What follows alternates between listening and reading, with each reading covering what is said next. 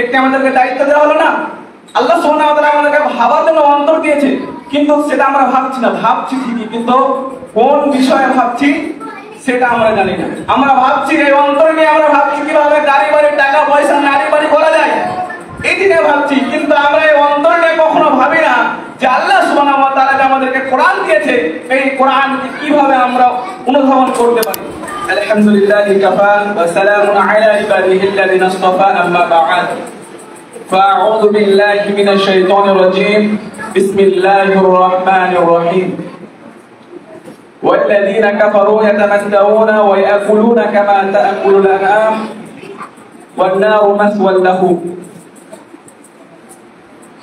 সমস্ত প্রশংসা, সমস্ত গুণকীর্তন সেই মহান রব্বুল আলামিনের জন্য, যিনি আজ আমাদেরকে সকলকে এক জায়গায় উপস্থিত করেছেন। তাই তিনার প্রশংসা করি আলহামদুলিল্লাহ। তারপরে ধর্মের গুরু, কর্মের নেতা, আমিন আল্লাহ দরুদ মুহাম্মদ মুস্তাফা রাসূলুল্লাহ সাল্লাল্লাহু আলাইহি ওয়াসাল্লামের প্রতি লাখো কোটি দরুদ ও সালাম বর্ষিত হোক। আল্লাহুম্মা সাল্লি আলাইহি আল্লাহুম্মা বারিক আলা। আজ আমার আঞ্জুমানের বিষয় হচ্ছে মানুষ সৃষ্টির উদ্দেশ্য। কলমকে কি জন্য সৃষ্টি করা হয়েছে, খাতাকে কি জন্য সৃষ্টি করা হয়েছে, এবং জুতাকে কি জন্য সৃষ্টি করা হয়েছে, এবং আপনি আমি কি জন্য সৃষ্টি হয়েছি। এসেছি তবে জানি না আমি এসেছি কোথা হতে, চোখের সামনে পথ দেখিতেছি, চলিতেছি সেই পথে। এমনি ভাবে চলতে রব ইচ্ছে আমার যত, কোথায় যাব তাও জানি না, পথই বা আর কত। একজন গাড়ি চালক গাড়ি চালাচ্ছেন, ট্রাফিক পুলিশ তাকে দাঁড় করালেন এবং বললেন এদিকে কোথায় যাচ্ছ? সে বলল আমি জানি না। তাকে আবারও জিজ্ঞাসা করা হলো এদিক থেকে কেন আসছেন? সে বলল আমি জানি না। কোথায় যাবেন? সে বলল আমি জানি না। তারপরে তাকে জিজ্ঞাসা করা হলো কেন জানেন না? সে বলল তাও জানি না। তাহলে আমাদের জীবনে উদ্দেশ্য থাকা দরকার। আল্লাহ সুবহানাহু ওয়া তাআলা আমাদেরকে কি জন্য সৃষ্টি করেছেন?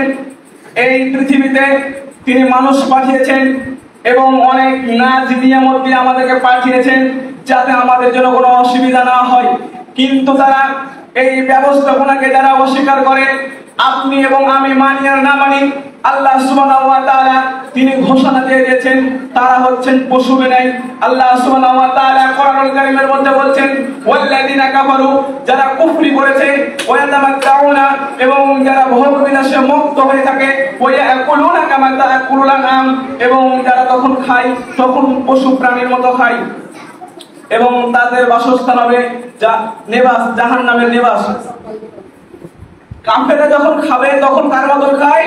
আল্লাহ সুবহানাহু ওয়া তাআলা আমাদেরকে বলছেন ওয়ালাকাদ জারা'না জাহান্নামা কাসীরাম মিনাল জিন্নি ওয়াল ইনস, আমি কিছু মানুষ এবং জিনকে সৃষ্টি করেছি জাহান্নামের জন্য। লাহুম কুলুবুন লা ইয়াফকাহুনা বিহা, আমি তাদের অন্তর দিয়েছি ভাবার জন্য কিন্তু তারা ভাবে না। ওয়ালাহুম আ'য়ুনুন লা ইবসিরুনা বিহা, আমি তাদের চোখ দিয়েছি দেখার জন্য কিন্তু তারা দেখে না। ওয়ালাহুম আযানুন লা ইয়াসমাউনা বিহা, আমি তাদের কান দিয়েছি শোনার জন্য কিন্তু তারা শোনে না। উলাইকা কাল আনাম, তারা হচ্ছেন পশুর ন্যায়। বালহুম আযাল, বরং তার চাইতে নিকৃষ্ট।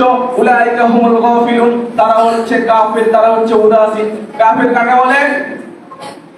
ধরেন আমি আপনাকে একটি দায়িত্ব দিলাম যে যাও তো ভাই ওই জায়গা থেকে আমাকে একটি রুমাল কিনে থেকে গেলেন, এবং আমি যে কথাটা নির্দেশ দিলাম সেই কথাটিকে আপনি ভুলে গেলেন। এই যে একটা উদাসীন, ভুলে যাওয়া। তো আল্লাহ সুবহানাহু ওয়া তাআলা বলছেন আমি মানুষকে সৃষ্টি করেছি জাহান্নামে যাওয়ার জন্য। তারপরে বলছেন কারা জাহান্নামে যাবে? যাদেরকে আমি অন্তর দিয়েছি ভাবার জন্য কিন্তু তারা ভাবে না। একটি আমাদেরকে দায়িত্ব দেওয়া হলো না? আল্লাহ সুবহানাহু ওয়া তাআলা আমাদেরকে ভাবার জন্য অন্তর দিয়েছে, কিন্তু সেটা আমরা ভাবছি না। ভাবছি ঠিকই, কিন্তু কোন বিষয়ে ভাবছি সেটা আমরা জানি না। আমরা ভাবছি এই অন্তর নিয়ে, আমরা ভাবছি কিভাবে গাড়ি বাড়ি, টাকা পয়সা, নারী বাড়ি করা যায়, এই নিয়ে ভাবছি। কিন্তু আমরা এই অন্তর নিয়ে কখনো ভাবি না যে আল্লাহ সুবহানাহু ওয়া তাআলা আমাদেরকে কোরআন দিয়েছে, এই কোরআনকে কিভাবে আমরা অনুধাবন করতে পারি। আল্লাহ রাসূল সাল্লাল্লাহু আলাইহি সাল্লাম হাদিস রয়েছে, সে হাদিস বলে কিভাবে আমরা অনুধাবন করতে পারি, এই সব জিনিসে ভাবছে না। কি ভাবছেন? কিভাবে আমি টাকা পয়সা, গাড়ি বড় একটা স্ট্যাটাস বানা যায়, তারা সেটা নিয়ে ভাবছে। এই জন্য আল্লাহ সুবহানাহু ওয়া তাআলা আমাদেরকে অন্তর দেননি। ওয়া মা খালাকতুল জিন্নি ওয়াল ইনস ইল্লা লিয়াবুদুন।